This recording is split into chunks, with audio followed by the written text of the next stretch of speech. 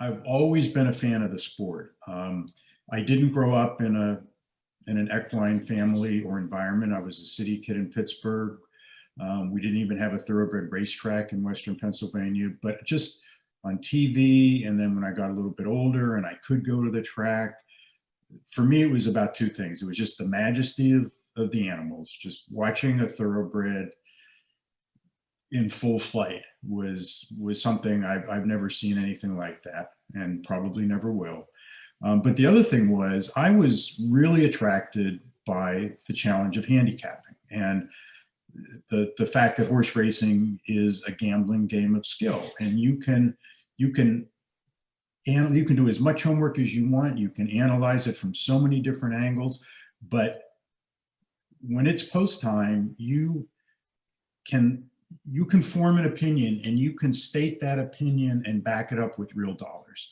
And I think the ability to do that, um, I just gravitated to that. I'm an engineer by training. I'm an analytical guy, but the mix of that with these magnificent animals was something that just clicked for me. And then so I went to the track, and then inevitably, we were Zenyatta groupies back in the late aughts. We followed her to almost all her races, and right about then, I met Mike McMahon through a Cornell connection. He was starting Bourbon Lane Stable, and I've been on the slippery slope ever since.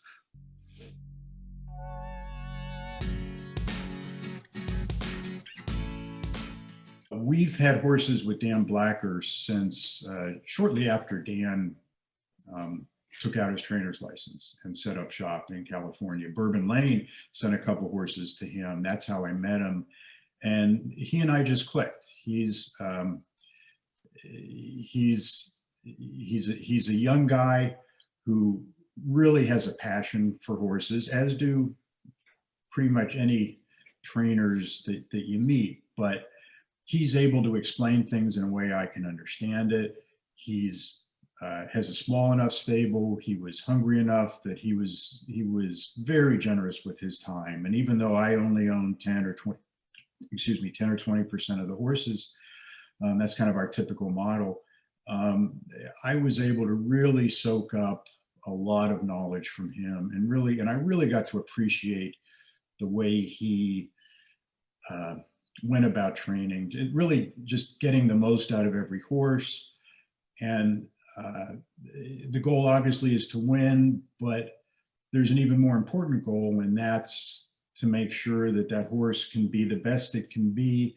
And at the end of its career, it can go on to a successful next phase of its life. And so that's something I've always been very comfortable with Dan, that we were able to do that.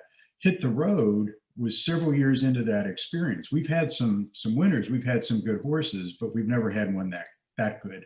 And we don't shop at Keeneland day one. This was a unique experience. Dan was actually there for a wedding a couple days before, and so he was there. Boomer was there at day one. They looked at the catalog, they looked at the horses. We saw a horse, I believe he was hip 16, and we loved him, but he was just beyond our budget. But he RNA'd.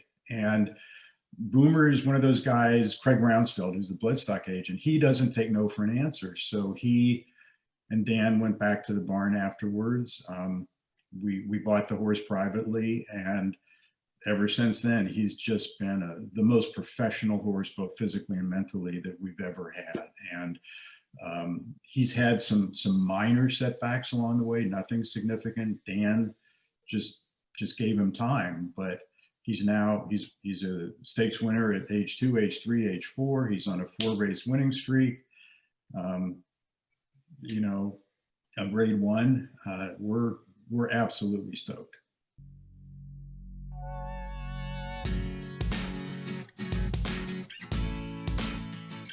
Marcia, my wife, and I, for the last, 15 years, we've really enjoyed traveling both around the country and around the world, just going to races. And we've met some amazing people that way. We made our first trip to Australia in 2014, just as fans. We didn't really know anybody at the time. And we just love the experience. It's the difference. It's hard to explain, but there's a lot more general public interest in horse racing in Australia than there is here. I saw a statistic: 1 out of something like 200 Australians owns a piece of a thoroughbred racehorse. That's just an amazing statistic. I had an Uber driver who owned 10% of an Oaks winner. And so, so you can just pick a random person on the street and strike up a conversation about horse racing. And when you go to the track, it's a diverse, young, engaged crowd. And so the experience of going to the races is fun. And that's kind of what got us first interested. But then racing in Australia, it's a growing sport in Australia. The economics are attractive. And some great people in Australia. Boomer has been our guide, Craig Rounsfeld, the bloodstock agent who found Hit the Road for us. He lives in Australia, and so he has introduced us in. We've met partners over there. And we're having some success. And it's an interesting experience. It's not better than American racing. It's not worse than American racing. There's pluses and minuses, but we really enjoy it. And frankly, it's a great excuse to travel when we're actually allowed to travel to Australia, which probably won't be until next year.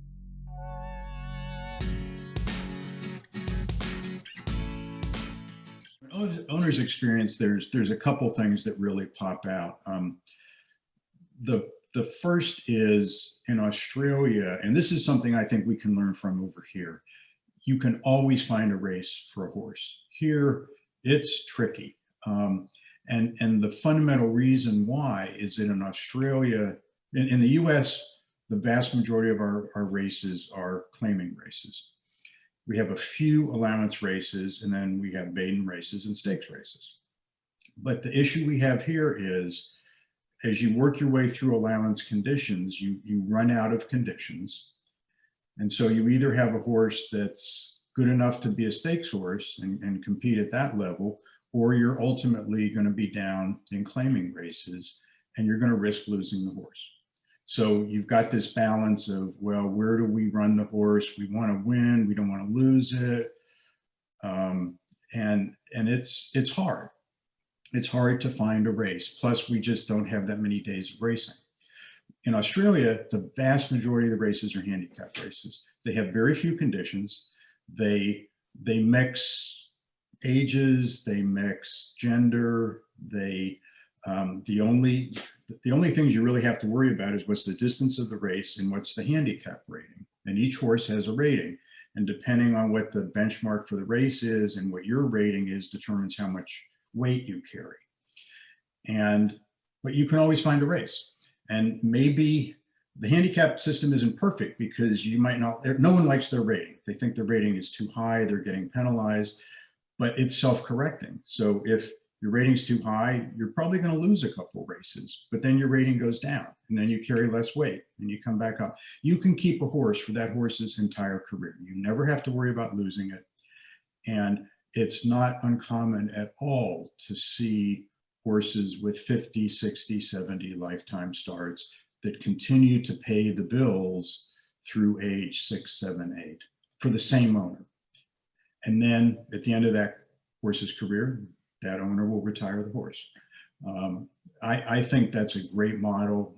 I know there's a lot of reasons. I've tried to proselytize this in the US, and I get a lot of pushback and reasons why it won't work, but I don't think any of them are insurmountable. And I think ultimately, but that's the biggest difference. But what it means is you can always, if you want to find a race in Melbourne or Sydney next week for your horse, you can do that. And that's just not the case here. So what that means is the horses can run more frequently. In Australia, they think nothing of backing a horse up in a week or two. We had a horse just over the the New Year's period, we had a horse that ran 6 times in 9 weeks, and that was not unusual. And she won 4 of those races.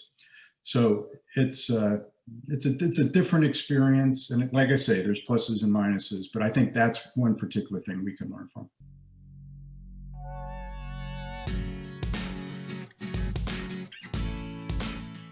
My first piece of advice is just start small. Join a partnership. It could be an informal partnership. It could be a managed partnership like Bourbon Lane Stable or Little Red Feather that we're still involved with both of those. But do it with people that you're comfortable with. And then once you get involved, just ask questions, soak up the experience. I mean, one of the things horse racing may not feel like it's the most accessible sport, but it is. When you get down to individual people, most people, the vast majority of the people we've met in the sport love to talk about it, love to help educate and kind of smooth the path for someone who's getting into the sport. And as long as you're respectful and you don't, get in somebody's way and you just kind of pay attention. But it's so I don't think people realize how easy it is to go and people at racetracks. I've just been shocked by I'll just kind of throw up a trial balloon and ask something. And sometimes they're pretty crazy, but almost always the answer is sure, we'd love to. Here, come on over here. And so I think the more that you learn about it, and you don't have to spend a lot of money early on to do that. And it's better off that you don't, because then you're setting yourself up for disappointment. Because we all know in this sport, there's a lot more downs than ups, and you gotta focus on the journey and enjoying all those little steps along the way. It's not just about, if you get into the sport and your goal is to win a grade 1 race in year 1, and anything less than that is failure, then you're very apt to be disappointed. But if your goal is to really get close to the horses, enjoy the process of understanding how they go from being this raw bundle of horse flesh to an actual elite athlete, and enjoy the steps along the way, and just talk to everybody from the hot walker, the exercise rider, the trainer, the racing secretary. I mean, everybody you meet along the way. Then this is a fascinating sport, and it's I mean, I'm a big baseball fan. I would love to own the Boston Red Sox, but A, I can't, and B, I'd be dealing with 9-figure contracts and unions, and it's just that's it. But now in horse racing, we can just, with our little small pieces of a small number of horses, we have a stable, we have a team, and we can watch that team, and the team has ups and downs. But so I think it's just start small and then just enjoy the journey.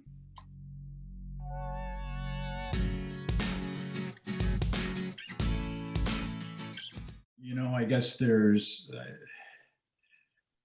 it's mixed. I think there's one big positive, and I think there's one big challenge. I think the big positive is the sport is becoming more accessible. So with the advent of partnerships, everything from micro shares to much more active, bigger ticket partnerships, to the accessibility on TV, to social media, to the widespread adoption of online betting platforms, the fact that we're now starting to get merged in with sports betting. I think we've got it's a lot easier, and there's a lot more information available. So if you really want to learn about the sport, whether that's handicapping, whether it's just understanding the human and equine interest stories, it's a lot easier to do, and particularly for younger folks that gravitate towards that. It's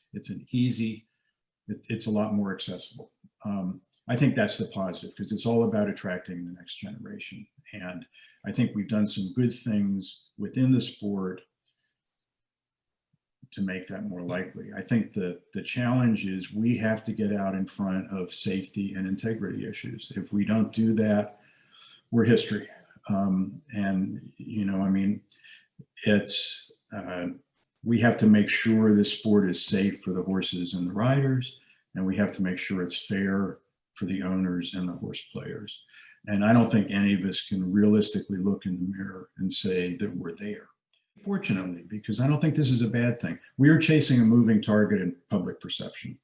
Okay, the public, the bar that they expect us to beat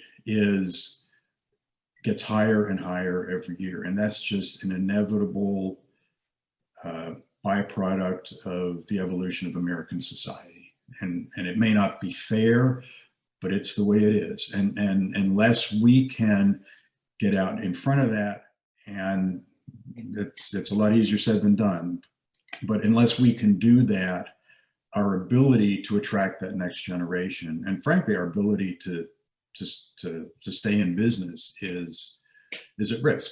So I think those are the two. We have some things that are working to our advantage, and we have some big challenges, and we just have to figure out how to deal with those.